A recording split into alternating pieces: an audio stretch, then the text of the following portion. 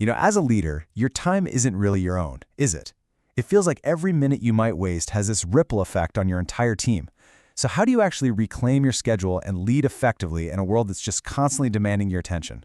Well, let's dive in and figure that out.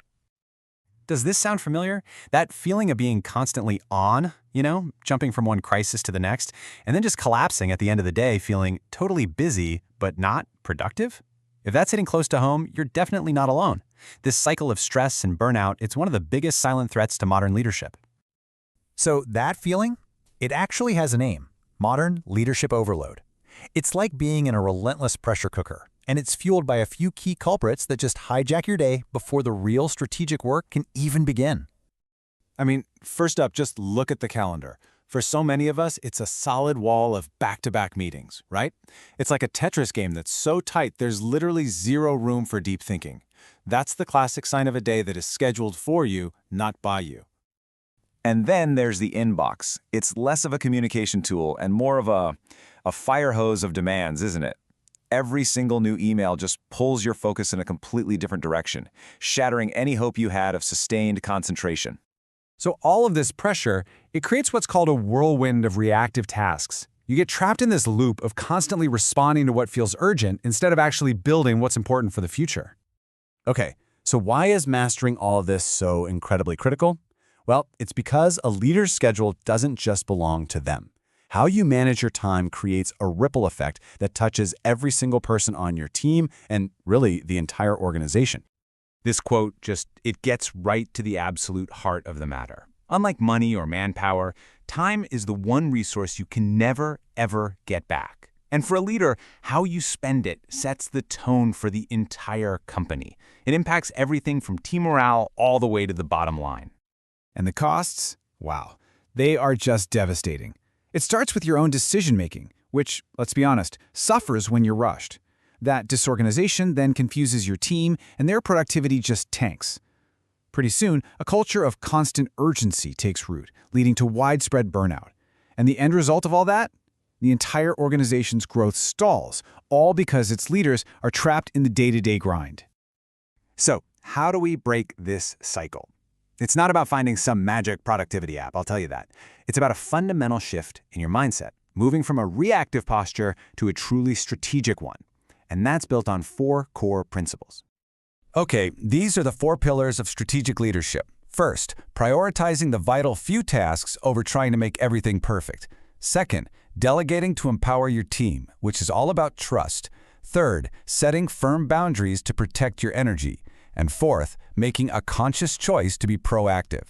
That last one, that is the real game changer. So let's zoom in on it for a second. So, the crucial point here is to shift your time from that right column over to the left. Are you spending your day firefighting crises and just clearing your inbox? Or are you investing it in strategic planning, mentoring your people, and driving real innovation? That choice, right there, is what determines your impact. Okay, so with that strategic mindset in place, let's get practical. It's time to open up the toolkit and look at some powerful techniques you can start using to actually reclaim your day. Let's start with a classic, and for good reason, the Eisenhower matrix. Its power is its simplicity. Every single task you have fits into one of these 4 boxes. Now, most people live in that top left box, do first.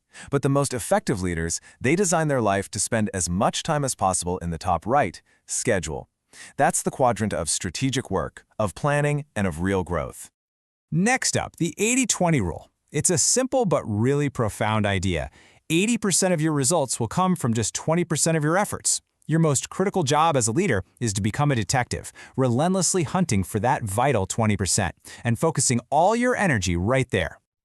And listen, the toolkit is deep. It includes things like time blocking, where you treat your focus time like an unbreakable meeting.